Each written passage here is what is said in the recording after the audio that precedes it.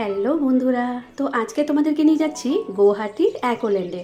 তো বন্ধুরা, আজকে কিন্তু আমার এই ছোট্ট একটা ভিডিওর মাধ্যমে কিন্তু তোমাদের সামনে নিয়ে এসেছি এই গুয়াহাটি অ্যাকোল্যান্ডের খাওয়া থেকে শুরু করে ড্রেস, কস্টিউম, এখানকার টিকিট প্রাইস সমস্তই কিন্তু আমার এই ছোট্ট একটা ভিডিওর মধ্যে থাকছে। তাই তোমরা কিন্তু ভিডিওটা স্কিপ না করে অবশ্যই সম্পূর্ণ দেখো। তোমরা যদি কখনো যাও তোমাদের কিন্তু অনেক কাজে লাগতে পারে। তো বন্ধুরা, প্রথমে চলে যাচ্ছি টিকিট কাউন্টারের দিকে, কারণ প্রথমে টিকিটটা করে নিতে হবে, তাহলেই ভেতরে এন্ট্রি করতে দেবে। তো এর জন্য যিনি টিকিটের ইনচার্জ আছে তিনি বুঝিয়ে দিচ্ছেন টিকিটের ব্যাপারটা। কারণ এখানে ছোট বাচ্চা, সে তার বয়স যতই হোক না কেন, তার যদি হাইটটা যদি 4 ফিট 4 ইঞ্চের নিচে হয় তাহলে কিন্তু তার বড়দের তুলনায় 100 টাকা কম লাগবে। আর বড়দের এখানে পার হেড লাগছে 790 টাকা করে। তো বন্ধুরা, এখানে কিন্তু কোনো রকম খাবারের অ্যালাউ একদম নেই বাইরে থেকে। তো তোমরা কিন্তু ব্যাগে কোনো রকম বাচ্চাদের খাবার হোক, যেটাই হোক না কেন, কোনো খাবার আনতে যেও না, তাহলে কিন্তু অনেক সমস্যায় পড়তে হবে। কারণ সেই খাবার কিন্তু এখানে রাখতে তো দেবেই না, বরঞ্চ একদম পুরো বাইরে গিয়েই সেটাকে আবারও রেখে আসতে হবে।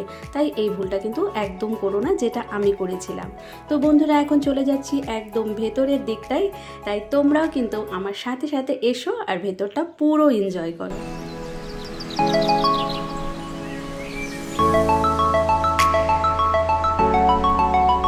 তো ফাইনালি চলে এসেছি ভিতরের দিকে। বন্ধুরা, তোমরা দেখে বুঝতেই পারছো কত সুন্দর জায়গাগুলো। কিন্তু বন্ধুরা, জানি না ভিডিওতে কেমন লাগছে।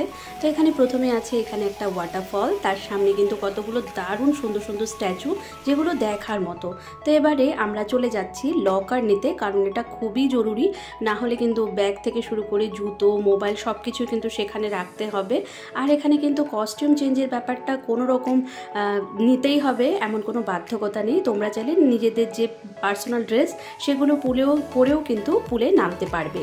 তো প্রথমে আমরা ড্রেসটা চেঞ্জ করে নিয়েছি, তারপর কিন্তু চলে এসেছি পুলে। তো দেখো, এখানে উপরে একটা বড় ধরনের একটা রাক্ষস আছে, সেটা বারবার ভরে যায় আর এরকম করে কিন্তু জল ফেলে দেয়। সেটা কিন্তু দেখার মতো বন্ধুরা। তো এখন চলে যাচ্ছি এখানকার রাইডের ব্যবস্থা। তো বন্ধুরা, এখানে কিন্তু বিভিন্ন ধরনের প্রচুর রাইডসের ব্যবস্থা আছে। তো আমার যেহেতু ভয় হয়, তাই আমি কিন্তু খুব বেশি রাইডসে এখানে চড়িনি।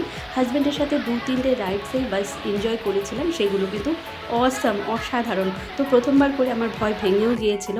এরপর কিন্তু তোমরা এখানে রিক্সা থেকে শুরু করে ঘোড়া সব কিছুরই কিন্তু আনন্দ নিতে পারবে। তার জন্য তোমাদেরকে অবশ্যই সকাল 10টার মধ্যে আসতে হবে। তোমরা যদি 1টার দিকে 2টোর দিকে আসো তাহলে কিন্তু এখানে যে অনেক সিস্টেম আছে যেগুলো কিন্তু অনেকটা বন্ধ হয়ে যায়। তাই অবশ্যই সারাদিন যদি পুরো আনন্দ নিতে চাও 10টার সময় চলে এসো। তো ফাইনালি সারাদিন আনন্দ করার পর পুলের মধ্যে রাইড সব কিছু করেই কিন্তু স্নান টান করে ফ্রেশ হয়ে আবার ড্রেস চেঞ্জ করে আমরা চলে এসেছি এই ট্রেনটার মধ্যে। কারণ এখানে একটা ট্রেন আছে, এই ট্রেনটায় কিন্তু ড্রেস চেঞ্জ করেই আসতে হয়। আর এই ট্রেনে চড়েই কিন্তু তোমরা যে এখানকার যে পুলটা আছে সেটার পুরোটা কিন্তু আনন্দ নিতে পারবে। বন্ধুরা, কোনা থেকে শুরু করে সব কিছু দেখা যায়, যেটা আমরা হেঁটে পুরোটা পার করতে পারবো না, কারণ অনেক বড় কিন্তু বন্ধুরা। একদম দেখার মতো, উপর থেকে কিন্তু দারুণ সুন্দর লাগে এখানকার ভিউটা। তো এরপরে কিন্তু অনেক কিছুই ব্যবস্থা আছে বন্ধুরা। এখন আছে এখানেই কিন্তু 3D মুভির ব্যবস্থাও আছে।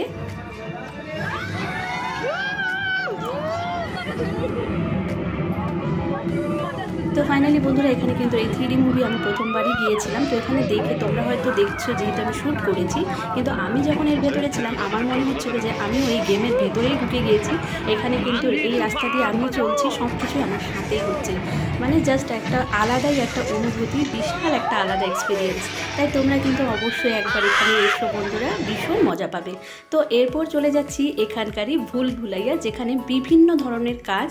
তোমরা যখন একবার ঢুকবে, বাইরে বেরোনোর সময় তোমরা বুঝতেই পারবে না কোন দিকে রাস্তা। তো আমরাও এরকম হয়েছিল। তো অনেকক্ষণ খোঁজাখুঁজির পরই কিন্তু প্রায় 20 থেকে 25 মিনিট পর আমরা মেন রাস্তাটা পেয়ে বাইরে বেরিয়ে এসেছি। এরপর যেটা চলে যাচ্ছি সেটা হচ্ছে কার। এখানে হচ্ছে কারের রাইডের ব্যবস্থাও আছে, তবে এরকম ছোট ছোট কারগুলোতে কিন্তু 2জন করেই উঠতে পারবে, একজন ছোট সাথে কিন্তু একজন বড়। তো আমি আমার মেয়ে একটার মধ্যে উঠেছিলাম আর বাবুকে নিয়ে ওর পাপা একটার মধ্যে বসেছিল। তো এইভাবে করেই কিন্তু রাইডস করে নিয়েছি বন্ধুরা। আর এখানে কিন্তু খাওয়ারও ব্যবস্থা আছে। তো তোমরা চাইলে এখানে রেস্টুরেন্ট আছে, সেখানে কিন্তু এখানকার রেস্টুরেন্টসের খাবার প্রাইসও কিন্তু খুবই কমের মধ্যেই, কিন্তু খুব একটা বেশি নয়। তাই তোমরা চাইলে কিন্তু এখানেও খেতে পারো। আর এখানকার সময় হচ্ছে সকাল 10টা থেকে 6:30। তো তোমরা কিন্তু অনেকক্ষণ এনজয় করতে পারবে বন্ধুরা। তো এই ছিল আমার আজকের একটা ছোট্ট ব্লগ। তোমাদের কাছে কেমন লাগলো অবশ্যই জানিও। ভিডিওটা যদি ভালো লাগে প্রচুর শেয়ার করো, সাবস্ক্রাইব করো আর আমার পাশে থেকো। তো আবারও ফিরে আসছি নতুন একটা রেসিপি নিয়ে।